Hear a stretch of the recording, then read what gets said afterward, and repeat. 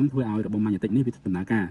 នៅពេលដែលរបបម៉ាញ់ទិកនេះដំណើរការវាធ្វើការតែបាទ S1 តែមានន័យថាជើងទី1ទី2ជើងទី3ទី4គឺវាភ្ជាប់គ្នាដោយស្វ័យប្រវត្តិនៅពេលដែលកុងតាក់ទ័រនេះធ្វើការពេលដែល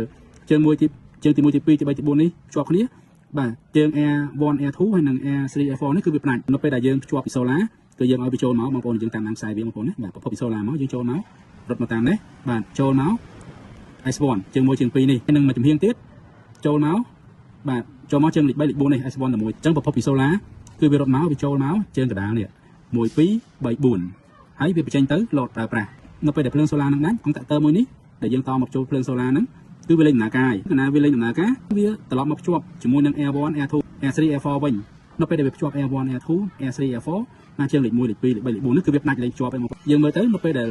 ប្រភពនឹងភ្ជាប់អញ្ចឹងភ្លើងយើងវារត់ពីនេះទៅវិញERCនេះបាទERCនេះយើងរត់ចូលមកចូល Air1 ចេញមក Air2 នេះចូលទៅលោតប្រើប្រាស់មួយធាងទៀតបាទចូលមកបាទចេញមក Air3 និង Air4 ទៅលោតទៅប្រើប្រាស់សម្រាប់ឲ្យបងប្អូនប្រើប្រាស់បានជាមួយនឹងប្រភពអគ្គិសនីពីប្រភពមិនថាម៉ាស៊ីនភ្លើងមិនថាអគ្គិសនីមិនថាសូឡាទេគឺយើងអាចប្រើប្រាស់បានមកជាបន្ទាប់ខ្ញុំសូមបង្ហាញទៅលើបង្គំជាក់ស្ដែងដែលខ្ញុំបានតរួចហើយដើម្បីធ្វើតេស្តចែកជូនបងប្អូនបាទបងប្អូនសូមអរគុណច្រើនសម្រាប់បងប្អូនដែលតែងតែនិយមតាមដានទស្សនាវីដេអូរបស់ខ្ញុំបាទក៏ដូចជាបងប្អូនដែលតែងតែនិយមជាផលិតផលពី PBH Solar យើងខ្ញុំយកទៅប្រើប្រាស់ខ្ញុំមានការធានាពេញលេញនិងត្រឹមត្រូវមិនឲ្យបងប្អូនខកចិត្តទេក្នុងករណីខូចខាតមិនដំណើរការមិនឲ្យបងប្អូនចាំយូរទេទាំងអស់នេះហើយគឺជាហេតុដែលធ្វើឲ្យមានទំនុកចិត្តរវាង PBH Solar និងអតិថិជនទូទៅអរគុណច្រើនបងប្អូនសម្រាប់បងប្អូនដែលពេញចិត្តវីដេអូរបស់ខ្ញុំបាទក៏សូមជួយ share វីដេអូនេះម្នាក់មួយផងបងប្អូនបាទហើយកុំភ្លេចជួយ subscribe នៅខាងក្រោមផងបងប្អូនណា231 V បាទអានេះខាង Solar បាទខាង Solar បាទ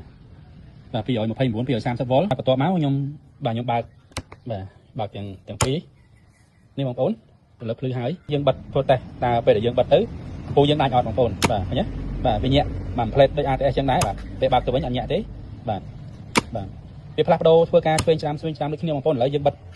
ERC បាទបិទ ERC កំពូលអត់លោតដែរតែបើយើងបិទ ERC ហើយយើងបិទ Solar ទៀតបាទកំពូលនឹងអត់លោតបាទអញ្ចឹងយើងពេលដែលយើងបើកមកវាភ្លឺវិញឲ្យតែមានប្រភពមួយចំហៀងគឺកំពូលយើងអត់លោតចង់បើកមិនក៏ដោយអត់លោតទេបាទឲ្យតែមានមួយចំហៀងបាទណាបាទនេះជាមែននេះមកពី Solar អរគុណច្រើនបងប្អូនសម្រាប់ការតាមដានទស្សនាវីដេអូរបស់ខ្ញុំបាទតាំងពីដើមរហូតដល់ចប់សម្រាប់បងប្អូនដែលពេញចិត្តវីដេអូកុំភ្លេចបាទជួយ share comment ម្នាក់មួយផងបងប្អូនបាទទុកជាបទពិសោធន៍ចែកម្លែកទៅបងប្អូនផ្សេងទៀតបងប្អូនអរគុណច្រើនសូមគោរពលា